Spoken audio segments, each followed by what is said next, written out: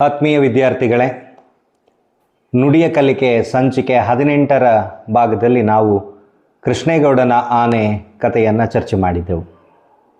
ಈ ಕಥೆಯನ್ನು ಅನೇಕ ಅಧ್ಯಾಯಗಳಲ್ಲಿ ನಾವು ಚರ್ಚೆಗೆ ಒಳಗು ಮಾಡಿ ಪರೀಕ್ಷೆಯ ದೃಷ್ಟಿಕೋನವನ್ನು ವಿದ್ಯಾರ್ಥಿಗೆ ತಿಳಿಸುವ ಕೆಲಸವನ್ನು ಮಾಡಲಾಗಿತ್ತು.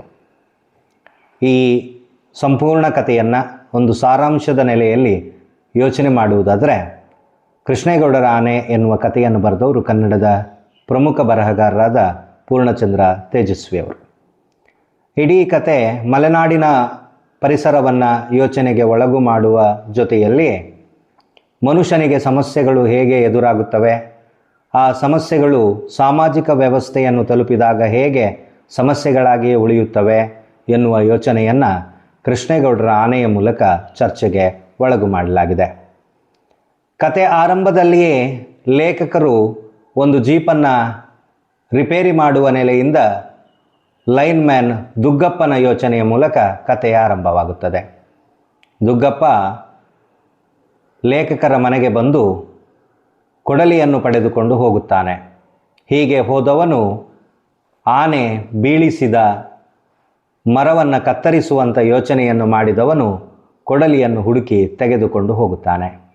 ಇಲ್ಲಿ ಮುಖ್ಯವಾಗಿ ಯೋಚನೆ ಆಗುವುದು ಮಲೆನಾಡಿನ ಕಡೆಯಲ್ಲಿ ಕೆಮ್ಮು ಎನ್ನುವುದೇ ಕಾಲಿಂಗ್ ಬೆಲ್ ಆಗಿದೆ ಎನ್ನುವಂಥದ್ದು.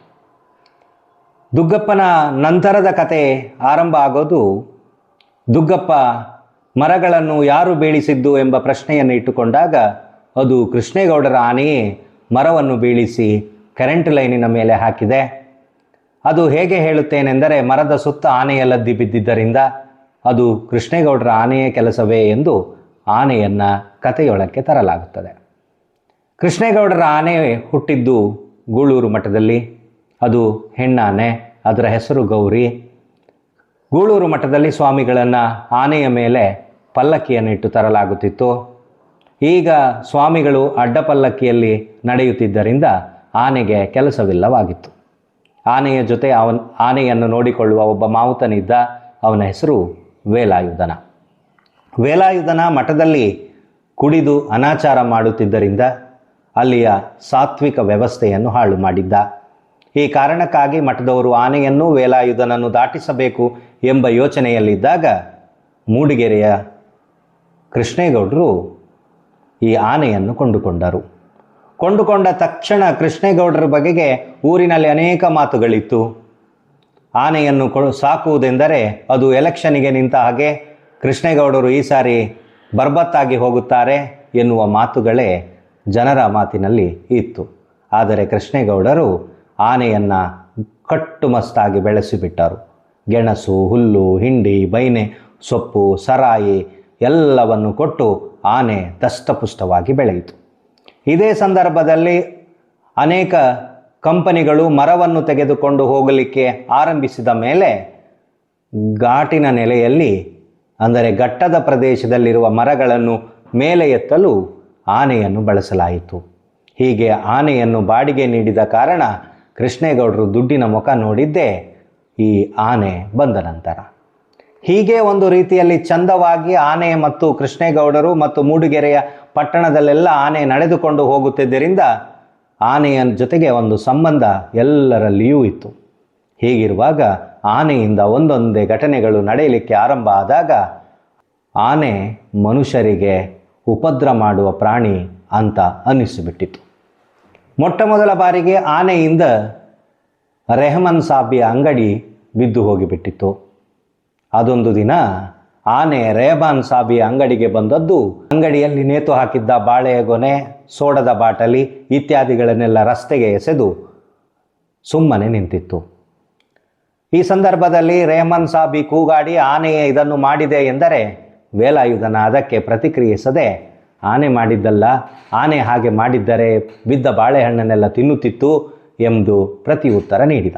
ಆಗ ಜುಬೇದಳನ್ನೇ ಐ ವಿಟ್ನೆಸ್ ಎಂದು ಕೇಳಿದಾಗ ಜುಬೇದಳು ಕೊನೆಗೆ ಹೇಳಿದ ಮಾತು, ರೆಹಮಾನ್ ಸಾಬಿ ಆನೆಗೆ ಅನ್ನಬಾರದನ್ನು ಅಂದುಬಿಟ್ಟ. ಜನ ಆನೆಗೆ ಒಂದು ವ್ಯಕ್ತಿತ್ವ ಉಂಟೆಂದು ಹೇಳಿಕೊಂಡು ಸುಮ್ಮನೆ ನಡೆದು ಬಿಟ್ಟರು. ಈ ಘಟನೆ ಆದ ಮೇಲೆ ಮತ್ತೊಂದು ಘಟನೆ ಆನೆಯಿಂದ ನಡೆದು ಬಿಟ್ಟಿತು. ಅದು ಊರಿನಲ್ಲಿ ಅಯ್ಯಪ್ಪ ಸ್ವಾಮಿಯ ಮೆರವಣಿಗೆ ಮಾಡುವಾಗ ಆನೆಯನ್ನು ಕೊಂಡು ಹೋಗಿದ್ದರು. ಆಗ ಕಾಡಪ್ಪ ಶೆಟ್ಟರು ಎಲ್ಲಿಂದಲೂ ಅಂಗಡಿಯಂದೆಲ್ಲ ಆಭರಣಗಳನ್ನೆಲ್ಲ ತಂದುಕೊಂಡು ಆನೆಗೆ ಶೃಂಗಾರ ಮಾಡಿ ಅಯ್ಯಪ್ಪ ಸ್ವಾಮಿಯನ್ನು ಮೇಲೆ ಆನೆಯ ಮೇಲಿಟ್ಟು ಮೆರವಣಿಗೆ ಮಾಡಲಾಗುತ್ತಿತ್ತು. ಇಂಥ ಸಂದರ್ಭದಲ್ಲಿ ಮೆರವಣಿಗೆ ಹೋಗುತ್ತಿದ್ದ ಆನೆಯ ಮೇಲಿದ್ದ ಅಂಬಾರಿ ಕರೆಂಟು ಲೈನಿಗೆ ತಾಗಿ ಪಟಾರನೆ ಸದ್ದು ಬದ್ದದ್ರಿಂದ ಆನೆ ಸದ್ದಿಗೆ ಬೆಚ್ಚಿ ಬಿದ್ದು ಗದ್ದೆಯನ್ನು ಕಿತ್ತು ಕಾಡಿನ ಕಡೆಗೆ ಓಡಿಬಿಟ್ಟಿತು. ಹೀಗೆ ಓಡಿದ ಆನೆ ಕೆಲವು ದಿನಗಳು ಊರಿನ ಕಡೆಗೆ ಬರಲೇ ಇಲ್ಲ. ಊರಿನಲ್ಲಿ ಕಾಡಾನೆಗಳು ಊರಿಗೆ ಬರುತ್ತವೆ ಎಂಬ ಯೋಚನೆಗಳು ಹುಟ್ಟಿಕೊಂಡು ಬಿಟ್ಟಿತು. ಲೇಖಕರು ಒಂದು ದಿನ ತನ್ನ ಮನೆಗೆ ನೀರು ಬರಲಿಕ್ಕೆ ಹಾಕಿದ್ದ ಪೈಪ್ ಲೈನ್ನಲ್ಲಿ ನೀರು ಬರುತ್ತಿಲ್ಲ ಎಂದು ನೋಡಲು ಕಾಡಿನ ಕಡೆಗೆ ನಡೆಯುತ್ತಿದ್ದಂತೆ ಪೈಪೆಲ್ಲ ಒಡೆದು ಮಣ್ಣಿನೊಂದಿಗೆ ಸೇರಿಕೊಂಡಿತ್ತು. ಹಾಗೆ ನೋಡುವಾಗ ಅದು ಆನೆಯ ತುಳಿತವೇ ಕಾರಣ ಎಂದು ಅನಿಸಿ ತನ್ನ ಇಕೋಲಾಜಿಸ್ಟ್ ಗೆಳೆಯನಾದ ಪ್ರಕಾಶರಲ್ಲಿ ಮಾತನಾಡಿದರು. ಪ್ರಕಾಶ ಕಾಡಾನೆಗಳು ಊರಿಗೆ ಬರುವುದಕ್ಕೆ ಸ್ಪಷ್ಟ ಕಾರಣಗಳನ್ನು ವಿವರಿಸಿದರು. ಅವರು ಹೇಳುವ ಪ್ರಕಾರ ಕಾಡಿನಲ್ಲಿ ಈಗಾಗಲೇ ಅರಣ್ಯ ಇಲಾಖೆ ಅಕೇಶಿಯಾ, ನೀಲಗಿರಿಯಂಥ ದಟ್ಟವಾದ ಮರಗಳನ್ನು ನೆಡುತ್ತಿದೆ. ಈ ಮರಗಳು ಹಣ್ಣು, ಕಾಯಿ, ಹೂ ಇತ್ಯಾದಿ ಯಾವುದನ್ನೂ ಬಿಡದೆ ಫಲವತ್ತತೆಯನ್ನು ನೀಡದೆ ಆನೆಗಳಿಗೆ ಬೇಕಾದ ಆಹಾರವನ್ನು ಒದಗಿಸುತ್ತಿಲ್ಲ. ಹೀಗಾಗಿ ಆಹಾರದ ಸಮಸ್ಯೆಯಿಂದಾಗಿ ಆನೆಗಳು ಊರಿಗೆ ಬರುತ್ತಿವೆ. ಎರಡನೇದು, ಕೃಷ್ಣೇಗೌಡರ ಆನೆ ಹೆಣ್ಣಾನೆ ಆಗಿದ್ದರಿಂದ ಗಂಡಾನೆಗಳು ಈ ಹೆಣ್ಣಾನೆಯನ್ನು ಹುಡುಕಿಕೊಂಡು ಊರಿನ ಕಡೆಗೆ ಬರುತ್ತಿವೆ ಎಂಬ ಮಾತನ್ನು ಹೇಳಿದ. ಹೀಗೆ ಹೇಳಿಕೊಂಡು ಕಾಡಿನಲ್ಲಿ ನಡೆಯಬೇಕಾದರೆ ಕಾಡಪ್ಪ ಶೆಟ್ಟರು ಕಾಡಿನಲ್ಲಿ ಏನನ್ನೋ ಹುಡುಕುತ್ತಿದ್ದರು. ಏನು ಎಂದು ವಿಚಾರಿಸಿದಾಗ ಕೃಷ್ಣೇಗೌಡರ ಆನೆ ಆಭರಣಗಳನ್ನೆಲ್ಲ ಹಾಕಿದ್ದರಿಂದ ಅದು ಎಲ್ಲವನ್ನು ಎತ್ತಿಕೊಂಡು ಕಾಡಿಗೆ ಬಂದಿದ್ದರಿಂದ ಆನೆ ಎಲ್ಲಿದೆ ಎಂದು ಹುಡುಕುತ್ತಿದ್ದರು. ಜೊತೆಗೆ ವೇಲಾಯುಧನೂ ಇದ್ದ. ಇದಾದ ಕೆಲವು ತಿಂಗಳ ನಂತರದಲ್ಲಿ ಒಂದು ಜೋರು ಮಳೆಗಾಲದಲ್ಲಿ ಆನೆ ಮತ್ತೆ ಕೃಷ್ಣೇಗೌಡರ ಮನೆಗೆ ಬಂದು ಲಾಯದಲ್ಲಿ ನಿಂತುಕೊಂಡಿತ್ತು. ಆನಂತರ ಆನೆಯ ಘಟನೆಗಳು ಒಂದರ ನಂತರ ಒಂದು ಊರಿನಲ್ಲಿ ನಡೆಯಲಾರಂಭಿಸಿಬಿಟ್ಟಿತು. ಅದೊಂದು ದಿನ ವೇಲಾಯುಧನ ಮತ್ತು ಆನೆ ಮರ ಎಳೆಯುವ ಕೆಲಸದಲ್ಲಿ ಬ್ಯುಸಿಯಾಗಿದ್ದವರು ಸಂಜೆಯಾಗುತ್ತದ್ದಂತೆ ಕೆಲಸ ಮುಗಿಸಿ ಮನೆಗೆ ಬಂದಿದ್ದರು. ಆಗ ಶಾ ಮಿಲ್ಲಿನಲ್ಲಿ ಕೆಲಸ ಮಾಡುತ್ತಿದ್ದ ಅನೇಕರು ಮತ್ತು ಶಾ ಮಿಲ್ಲಿನ ಮಾಲೀಕರಾದ ಶಿವನೇಗೌಡರು ವೇಲಾಯುಧನಿಗೆ ಕಳ್ಳನಾಟವನ್ನು ಇಳಿಸಲು ಬರುವಂತೆ ಸೂಚಿಸಿದರು. ವೇಲಾಯುಧನಿಗೆ ಕೆಲಸ ಮಾಡಿ ರೋಸಿ ಹೋಗಿತ್ತು. ಆನೆಗೂ ಕೆಲಸ ಮಾಡಿ ಸುಸ್ತಾಗಿದ್ದರಿಂದ ಇಬ್ಬರೂ ತಮ್ಮ ಪಾಲಿನ ಸರಾಯಿಯನ್ನು ಕುಡಿದು ತುಸು ಬಿಗುವಾಗೇ ಇದ್ದರು. ಹೀಗಿರುವಾಗ ಆನೆಯನ್ನು ಕರೆದುಕೊಂಡು ಹೋಗಿ ಕಳ್ಳನಾಟವನ್ನು ಲಾರಿಯಿಂದ ಇಳಿಸುವಂತೆ ವೇಲಾಯುಧನ ಸೂಚನೆ ನೀಡಿದ. ಆನೆ ಹಿಂದು ಮುಂದು ನೋಡದೆ ಲಾರಿಯನ್ನು ಎಳೆದಿದ್ದರಿಂದ ನಾಟ ಸಮೇತ ಲಾರಿ ಉರುಳಿ ಬಿದ್ದಿತು. ಉರುಳಿ ಬಿದ್ದಾಗ ಲಾರಿಯ ಒಳಕ್ಕೆ ನಿದ್ದೆ ಮಾಡುತ್ತಿದ್ದ ಡ್ರೈವರ್ ಮಣಬಾರದ ಜಾಕು ಬಿದ್ದು ಅಲ್ಲೇ ಸತ್ತು ಹೋಗುತ್ತಾನೆ. ಈ ಘಟನೆಗಳು ಆನೆಯಿಂದ ಸಂಭವಿಸುತ್ತಿದ್ದಂತೆ ಆನೆ ಜನರಲ್ಲಿ ನಿಧಾನಕ್ಕೆ ಅಪರಾಧಿಯಾಗುತ್ತಾ ಹೋಯಿತು. ಇದೇ ಸಂದರ್ಭದಲ್ಲಿ ನಾಗರಾಜ ಫಾರೆಸ್ಟ್ ಡಿಪಾರ್ಟ್ಮೆಂಟ್ಗೆ ಕಟ್ಟುನಿಟ್ಟಾದ ಅಧಿಕಾರಿ ಎಂಬ ಹೆಸರಿನಿಂದ ಕೂತು ಬಿಟ್ಟಿದ್ದ. ದುಗ್ಗಪ್ಪನು ಕೊಡಲಿಯಿಂದ ಮರವನ್ನು ಕಡಿದಿದ್ದಾನೆ ಎಂದು ಅವನ ಕೊಡಲಿಯನ್ನು ಸೀಸ್ ಮಾಡಲಾಗಿತ್ತು. ಲೇಖಕರು ಹೋಗಿ ನಾಗರಾಜನನ್ನು ನನ್ನ ಕೊಡಲಿಯನ್ನು ಏಕೆ ಸೀಸ್ ಮಾಡಿದ್ದೀರಿ ಎಂದು ಕೇಳಿದಾಗ ಕಾಕಿ ಡ್ರೆಸ್ ಹಾಕಿಕೊಂಡು ಫೈಲಿನ ಮಧ್ಯೆ ಕುಳಿತಿದ್ದ ನಾಗರಾಜ ಕೊಡಲಿಯನ್ನು ಐ ವಿಟ್ನೆಸ್ ಸಾರ್, ಕೋರ್ಟಿಗೆ ಹೋದಾಗ ಕೋರ್ಟಿನಲ್ಲಿ ಕೇಳುತ್ತಾರೆ ದುಗ್ಗಪ್ಪ ಮರವನ್ನು ಕೊಡ್ಲಿಯಿಂದ ಕಡಿದನೋ ಕತ್ತಿಯಿಂದ ಕಡಿದನೋ ಯಾವುದರಿಂದ ಕಡಿದ ಎಂದು, ಆಗ ಇದನ್ನು ತೋರಿಸಲೇಬೇಕು ಎಂದು ಅವನು ಹೇಳುತ್ತಾನೆ. ಆನಂತರ ಕೊಡಲಿಯನ್ನು ಕೊಟ್ಟು ಕಳಿಸಿಬಿಡುತ್ತಾನೆ. ಈ ನಡುವೆ ಊರಿನಲ್ಲಿ ಮೂಡಿಗೆರೆಯ ಪಟ್ಟಣದಲ್ಲಿ ಅನೇಕ ಪಲ್ಲಟಗಳು ಸಂಭವಿಸಿತು ಬಿಟ್ಟಿತು. ಅಂಚೆ ಇಲಾಖೆ ಬಂದಿತು. ಕರೆಂಟಿನ ಲೈನ್ಗಳು, ಟೆಲಿಫೋನ್ ಲೈನ್ಗಳು ಊರಿನ ತುಂಬ ಹರಡಲು ಆರಂಭಿಸಿದರು. ಪೋಸ್ಟ್ ಮ್ಯಾನ್ ಜಬ್ಬರ, ಮುನಿಸಿಪಾಲಿಟಿಯ ಪ್ರೆಸಿಡೆಂಟ್ ಕಾನು ಸಾಹೇಬ, ವೆಟರ್ನರಿ ಆಸ್ಪತ್ರೆಯ ಸ್ಟಾಕ್ ಮ್ಯಾನ್ ಪುಟ್ಟಯ್ಯ ಇವರೆಲ್ಲರೂ ತಮ್ಮ ತಮ್ಮ ವೃತ್ತಿಯಲ್ಲಿ ಕೆಲಸ ಮಾಡಲು ಆರಂಭಿಸಿದಂತೆ ಅವರೆಲ್ಲರೂ ಆನೆಯನ್ನು ಅಪರಾಧಿ ಎಂಬಂಥ ದೃಷ್ಟಿಕೋನದಲ್ಲಿ ನೋಡಲಾರಂಭಿಸಿದರು.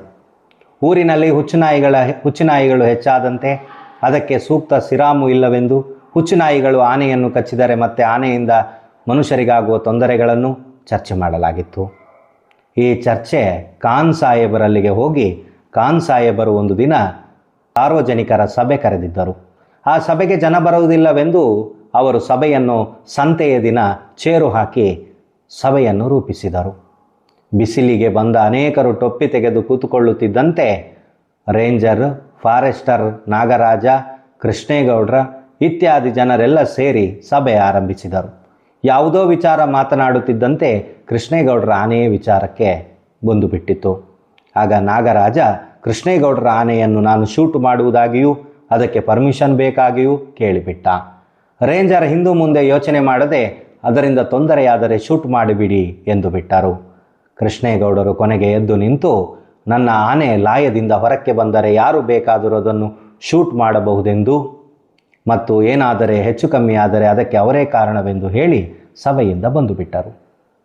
ಹೀಗಿದ್ದಾಗ ಆನೆ ಹೊಳೆಯಲ್ಲಿ ಸ್ನಾನ ಮಾಡಿಕೊಂಡು ಆರಾಮಾಗಿ ಅಡ್ಡಾಡಿಕೊಂಡು ಇತ್ತು. ಆನೆಗೆ ಜಾತಿಯಸ್ಥರಾಗ ಬೆಂಬಲವಾಗಲಿ, ಊರಿನಲ್ಲಿ ಜನರ ಬೆಂಬಲವಾಗಲಿ, ರಾಜಕೀಯದ ಬೆಂಬಲವಾಗಲಿ ಇರಲಿಲ್ಲ. ಅದು ಅಗಲವಾದ ಕಿವಿಗಳನ್ನು ಬೀಸಿಕೊಳ್ಳುತ್ತಾ ವಾರಕ್ಕೆ ಒಂದು ದಿನ ಹಳ್ಳದಲ್ಲಿ ಸ್ನಾನ ಮಾಡಿಕೊಂಡು ಧೂಳನ್ನೆಲ್ಲ ಮೈ ಮೇಲೆ ಎರಚಿಕೊಂಡು ಆರಾಮಾಗಿ ಇತ್ತು. ಹೀಗಿರುವಾಗ ಅದೊಂದು ದಿನ ಸುಬ್ಬಣ್ಣರ ಮನೆಯ ಕೊಟ್ಟಿಗೆ ಬಿದ್ದು ಬಿಟ್ಟಿತು. ಸುಬ್ಬಣ್ಣ ರಾತ್ರಿ ಮನೆಯಲ್ಲಿ ಮಲಗಿದ್ದ. ಅದೇ ಸಂದರ್ಭಕ್ಕೆ ಕೊಟ್ಟಿಗೆ ಬಿದ್ದ ಕಾರಣ ನಾಯಿಗಳೆಲ್ಲ ಜೋರಾಗಿ ಬೊಬ್ಬೆ ಬಿಡುತ್ತಿದ್ದವು.